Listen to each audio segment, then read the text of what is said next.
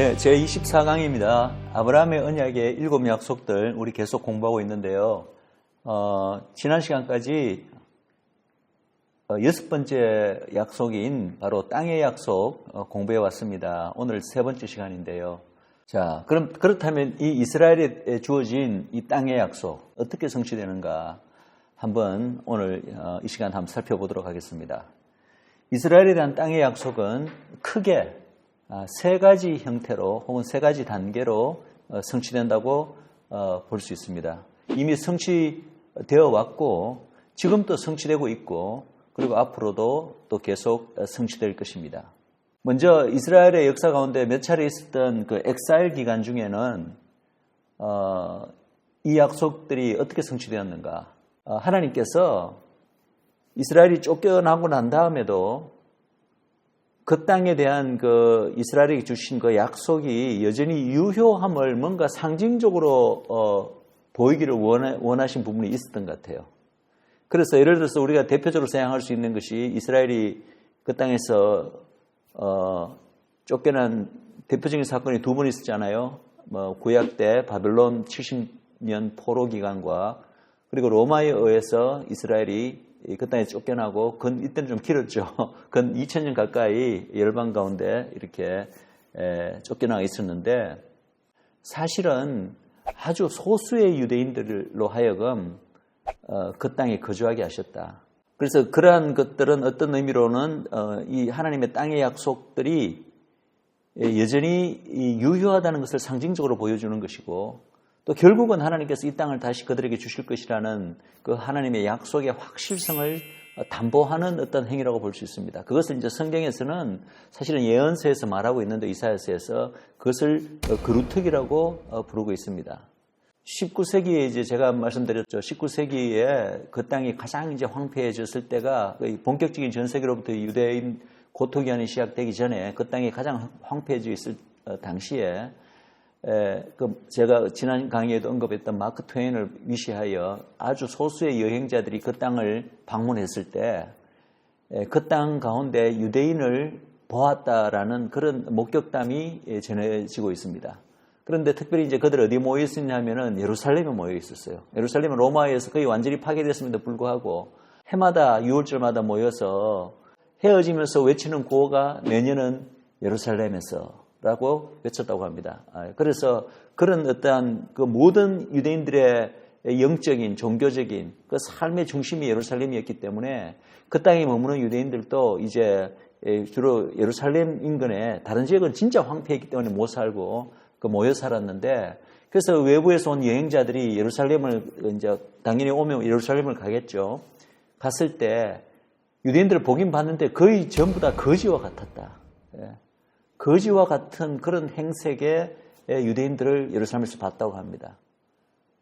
그런데 그것조차가 하나님께서 그 땅에 결국은 유대인들을 향한 이스라엘을 향한 하나님의 땅의 언약을 이루시기 위해서 남겨놓은 거루터기가 아닌가.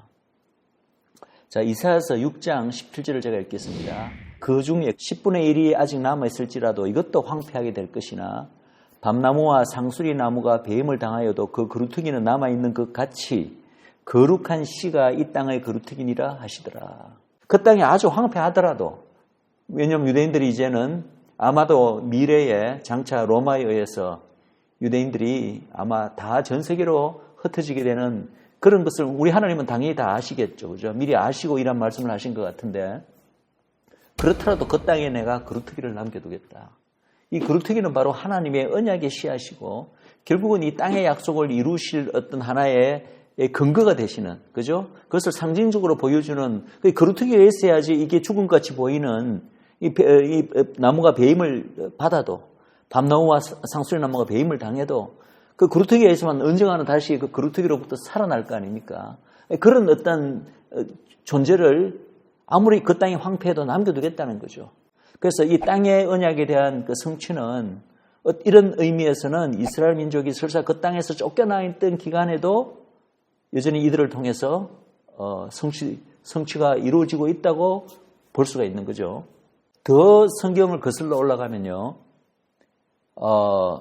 사실은 그 이스라엘의 첫 그 출애굽 이후에 2세대가 우리 가나안 땅에 이제 들어가게 되는 것을 이스라엘이 처음 들어간 거라고 우리가 이제 볼 수도 있겠지만, 우리가 또 다른 시각으로 바라본다면 사실은 야곱이 이스라엘이잖아요. 그 야곱이 그 땅에 살았었잖아요. 가나안 땅에 이미. 그죠? 가나안 땅에 살다가 이제 요셉 아들이 먼저 애굽에 팔려가고 난 다음에 어떻게 됩니까? 야곱이 그 식솔 70명, 그죠? 남자들만 치는 겁니다. 식솔 70명을 이끌고 이제 요셉을 만나러, 그리고 기근을 피해서 전체가 다 이제 애굽으로 내려가는 사건이 있습니다.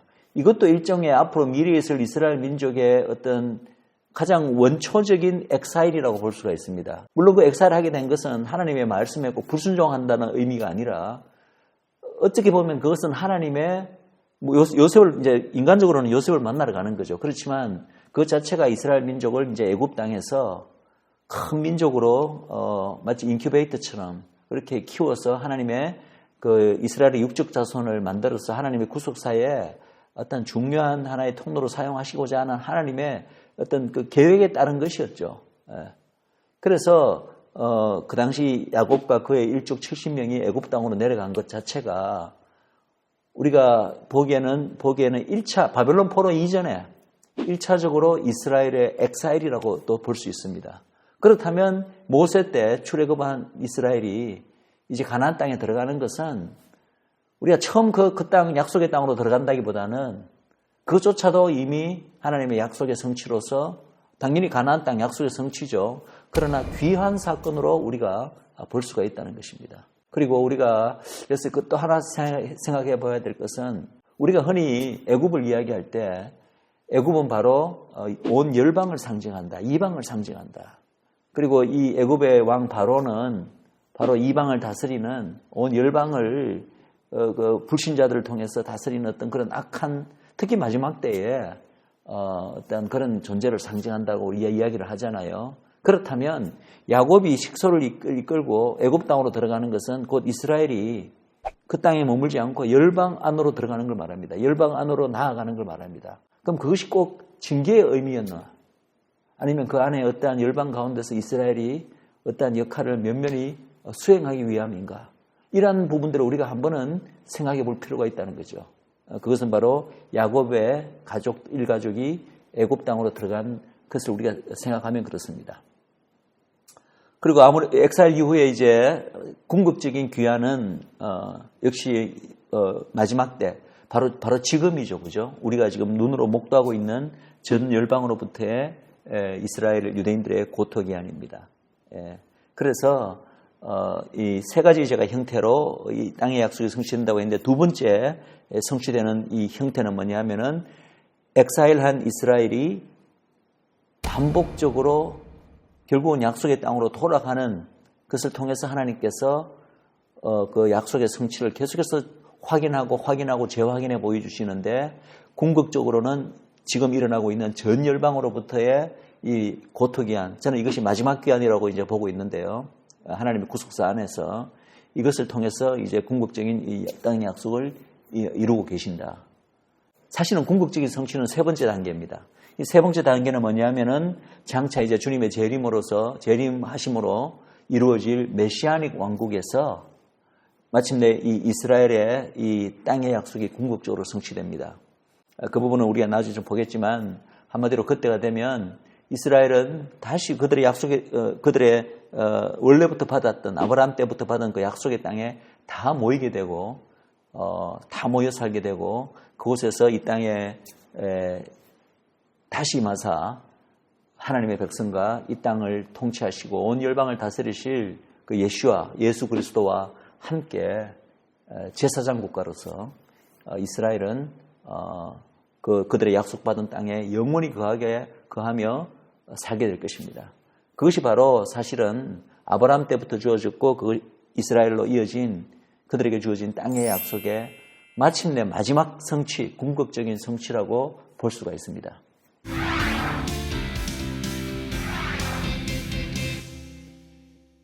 자, 그렇다면 이 땅의 약속이 이제 성취되는 그 과정에 있어서 제가 이제 여러 차례 언급한 지금 일어나고 있는 그 이스라엘의 전 세계로부터의 그 고토 귀환, 마지막 그 귀환이 굉장히 중요한 사건이죠. 성경의 수많은 그 마지막 때의 예언 가운데 거의 가장 많은 부분을 차지하는 것이 바로 이스라엘 민족의 이 종말적 이 고토기한에 관한 것입니다. 참 놀랍잖아요. 이스라엘 민족이 레위기서나 신명기는 사실은 막 탄생했을 때거든요. 그래서 모세를 통하여서 이제 레위기 말씀도 그렇고 신명기 말씀도 그렇고 하나님의 이 우리가 흔히 말하는 그 율법, 그죠? 하나님의 규례, 계명 그 안에는 굉장히 예언적인 그 부분들이 많이 있는데 그걸 받았는데 그 안에 벌써 이 하나님의 구속사가 끝날 때 이스라엘이 돌아오게 될 것을, 그리고 그 이전에 이스라엘이 어떤 환난과 어려움과 박해와 그것을 겪을 것이며 심지어는 온 열방으로 쫓겨나서 그 온갖 고난을 겪을 것을 이미 막 출범한 한 민족으로서 한 국가로서 막 출범한 이스라엘에게 주신 그 예언의 말씀에 토라에서 그것을 이미 말씀하고 있다는 거죠. 이스라엘의 마지막 귀환과 회복은 이스라엘이 죄를 자복하고 하나님께 범한 죄, 그것 때문에 열방에 쫓겨가 있잖아요. 이스라엘이 죄를 자복하고 마음이 낮아져서 그 엑사일, 이방으로 쫓겨간 사실과 그 다음에 열방에서 받는 그 온갖 그 이방으로부터 받는 그들의 어떤 그 고난, 그것을 순순히 받으면 그러면 여호와가 이스라엘의 열조와 맺은 언약을 그때 하나님께서 기억하시겠다. 자, 레위기 26장 40절 42절 제가 읽겠습니다. 그들이 나를 그스른 잘못으로 자기의 죄악과 그들의 조상의 죄악을 자복하고 그 할례받지 중간에 건너뛰고 그 할례받지 아니한 그들의 마음이 낮아져서 그들의 죄악의 형벌을 기쁘게 받으면 내가 야곱과 맺은 내 언약과 이삭과 맺은 내 언약을 기억하며 아브라함과 맺은 내 언약을 기억하고 그 땅을 기억하리라.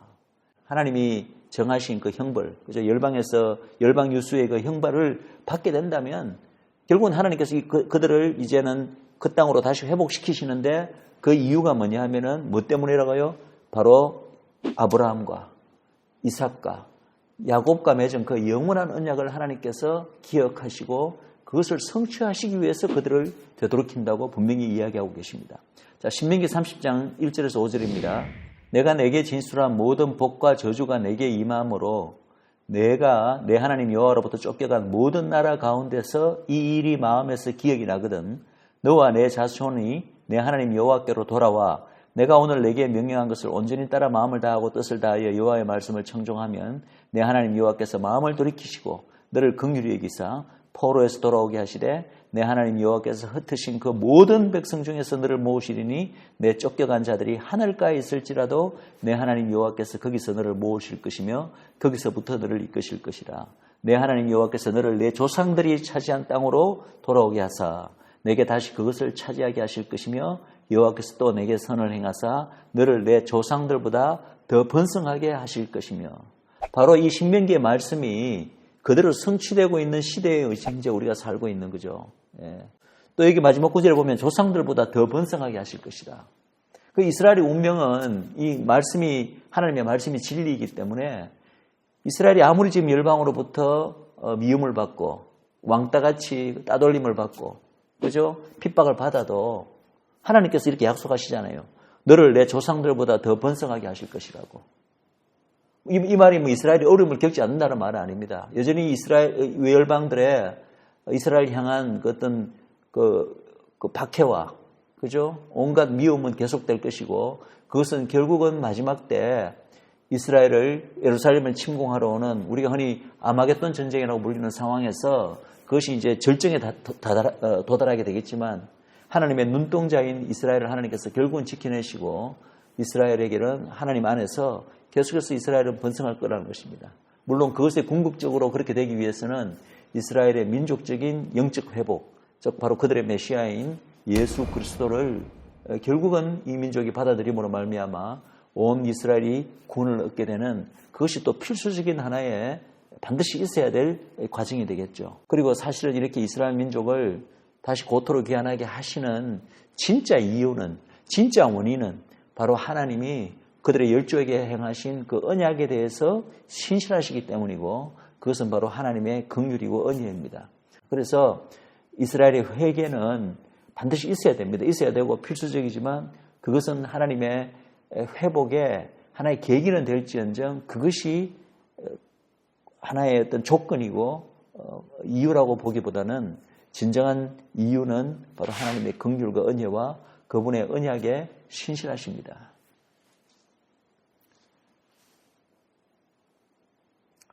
자, 이러한 계속해서 이스라엘의 마지막 귀환, 이게 너무나 중요한 사건이고 이 시대에 지금 우리가 바로 눈으로 목도하고 있는 사건이기 때문에 계속 말씀드리겠습니다. 이 이스라엘의 전 세계로부터 이 마지막 귀환과 회복, 그죠? 이게 바로 땅의 약속의 성취인데 이것을 위해서 하나님께서는 열방의 파수꾼들로부터 하나님으로 하여금 계속해서 이 일을 기억하시고 또 쉬지 않고 이 일을 이루시도록 주야로 중보할 것을 명령하십니다. 아마 이 구절을 알고 계시고 또 이 구절을 놓고 기도하시는 분도 많이 계시겠지만 이사야서 62장 6절 7절에서 이 부분을 분명히 말하고 있습니다. 제가 읽겠습니다. 예루살렘이여 내가 너의 성벽 위에 파수꾼을 세우고 그들로 하여금 주야로 계속 잠잠하지 않게 하였느니라. 너희 여호와로 기억하시게 하는 자들아 너희는 쉬지 말며 또 여호와께서 예루살렘을 세워 세상에서 찬송을 받게 하시기까지 그로 쉬지 못하시게 하라. 이것은 바로 파수꾼들에 대한 하나님의 명령이죠. 그런데 이 파수꾼들은 바로 누구냐 하면은 마지막 날 열방의 크리스찬들이다. 성경 전체에서 말하고 있는 하나님의 뜻과 계획을 이해하는 자들. 그 뜻과 계획을 정작 유대인들은 이해 못하는 유대인들도 아직 많이 있습니다. 그러나 열방 크리스찬들 가운데는 이러한 교회, 이러한 크리스찬들이 많이 있는 걸 우리가 알 수가 있죠. 이 강의를 듣는 여러분들도 아마 다 그러신 분들이라고 저는 믿고 있는데 그들을 세우시겠다라고요. 그럼 세우신 목적이 뭐냐 하면은 그들로 주야로 계속 잠잠하지 않게 부르짖게 하겠다. 무엇을 위해서? 바로 여호와로 하여금 무언가를 기억하게 만들고 여호와로 하여금 무슨 일을 행하는 데 있어서 쉬지 못하게 하기 위해서. 참 굉장히 특이한 표현입니다. 우리가 하나님께 온갖 이유로 중보 기도를 많이 하잖아요. 그런데 중보 기도를 하는 목적이 하나님으로 하여금 어떤 일을 기억하시게 만들고 어떤 일을 행하는 데 있어서 하나님으로 하여금 쉬지 못하고 그 일을 행하시도록 우리가 요청하기 위해서 기도한다. 굉장히 특이한 표현이잖아요. 그럼 그 일이 무엇일까요? 여기 보면은 직접적으로 나오는 표현은 예루살렘을 세워 세상에서 찬송을 받게 하시기까지라고 되어 있으니까 결국은 예루살렘의 회복이거든요. 그런데 이 예루살렘의 회복에 있어서 그 앞에 반드시 있어야 될 중요한 단계가 뭐냐 하면은 그 땅에 하나님의 백성들이 다시 돌아가 있어야 됩니다. 육적 자손이, 이스라엘 자손이. 그래서 이스라엘 민족의 고토기왕과 한 나라 국가로서 이스라엘 민족이 다시 탄생해 있어야 되는 것이 궁극적으로 예루살렘이 회복되고 예루살렘의 평화가 찾아오고 마침내 예루살렘이 전 세계로부터 찬송을 받게 되는 그것에 있어서 하나의 필수적인 단계라는 거죠. 그래서 이 이사야서 62장 6절 7절 말씀은 바로 이 열방 파수꾼들, 바로 우리에게 하나님께서 이 이스라엘에 대해 주신 이 여러 약속들, 그 가운데는 땅의 약속의 성취로 귀한 또 포함되어 있는 개념입니다.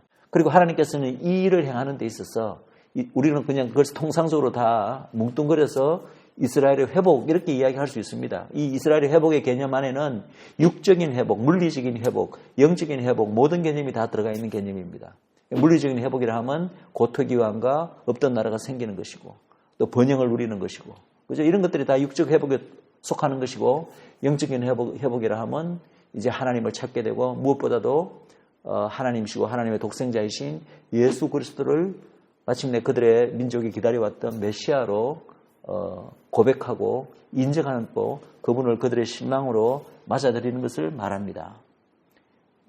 그리고 그 회복 안에는 당연히 고토기한이 들어가죠. 그래서 그것을 하나님께서는 이들을 그 땅에 심는다라는 표현으로 성경은 표현하고 있습니다.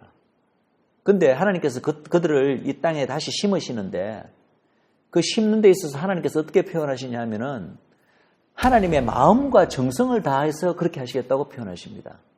예레미야서 32장 41절에 보시면 내가 기쁨으로 그들에게 복을 주되 바로 이스라엘이죠. 유대인들. 분명히 나의 마음과 정성을 다하여 그들을 이 땅에 심으리라.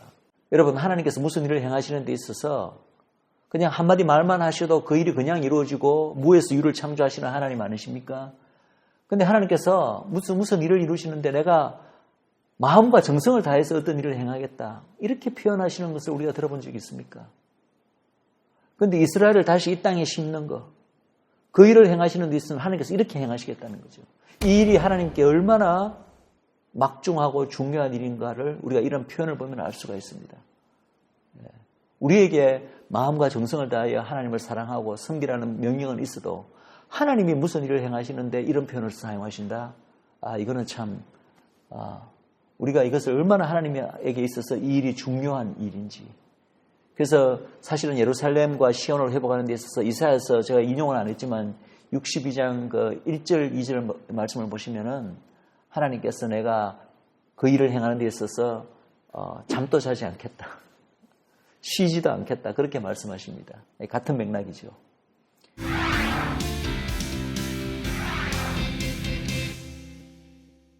자, 그리고 이제 이스라엘이 이제 지금 우리 눈앞에서 벌어지고 있는 이 마지막 귀환이 이루어지고 현재 진행형으로 일어나고 있는데 바로 땅의 약속의 성취가 계속해서 지금 이루어지고 있는 것이죠. 그것이 이루어지고 나면요. 성경은 어떻게 이야기하냐면은 이스라엘은 다시는 이 땅에서 뽑히지 아니하고 이 땅은 다시는 두 나라로 두 민족으로 나뉘지 않을 것임을 분명히 하고 있습니다. 역사적으로는 바벨론 귀환으로 와서도 그 후에 로마에 의해서 또다시 뽑혀지는 사건이 있었고 처음에 가나안 땅 입성하고도 또 뭐 바벨론 포로 로마에 두 차례나 그렇게 뽑히는 사건이 있었잖아요. 그럼 5분의 전 세계로부터 열방으로부터의 귀환 이후에 또 앞으로 또 뭔가 이스라엘이 또 배역을 함으로 말미암아 또 그 땅에서 쫓겨나는 사건이 있지 않을까? 그러나 이제 마지막 때 바로 지금 귀환하고 있는 이 사건을 가리키는 많은 성경의 말씀들을 보면은 이러한 귀환이 있고 난 후에는 다시는 이스라엘이 그 땅으로부터 뽑히지 않으리라고 성경은 분명히 이야기하고 있고 나뉘지 않을 거라고 분명히 이야기하고 있습니다. 아모스서 9장 15절입니다. 내가 저희를 그 본토에 심으리니 지금 일어나고 있는 사건이죠. 그죠? 저희가 나의 준 땅에서 다시 뽑히지 아니하리라. 이는 내 하나님 여호와의 말씀이니라. 이 말씀을 바벨론 포로 귀환으로 적용시킬 수는 없는 걸 우리가 바로 알 수 있습니다. 왜?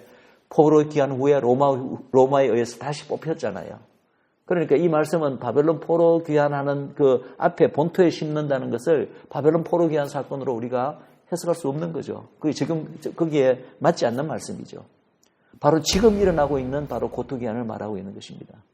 에스겔서 37장 22절 말씀입니다. 그 땅 이스라엘 모든 산에서 그들로 한 나라를 이루어서 한 임금이 모두 다스리게 하리니 그래서 그들이 다시는 두 민족이 되지 아니하고 두 나라로 나뉘지 아니할지라. 지금 어떤 의미에서는 그 땅을 계속 분할하려고 하는 시도들이 주위 아랍 국가들과 그리고 지금 유엔이라든지 혹은 국제연합이라든지 이 세계 여러 나라에서 그런 시도들을 벌이고 있습니다. 이미 지금 전 세계적인 고토기한이 일어난 상황에서 그러나 이러한 성경 말씀을 우리가 비추어 보고 이것을 우리에게 적용한다면 그러한 어떤 시도들은 다 하나님의 뜻과 정반대로 지금 역행하고 있는 시도임을 우리가 알아야 됩니다. 그래서 하나님의 백성들은 특별히 이 땅에 있는 교회들은 이 하나님의 말씀의 진리를 붙들고 그 진리 위에 행하면서 이스라엘에 대한 우리의 태도를 우리의 어떤 목소리를 내야 될 것이라 믿습니다.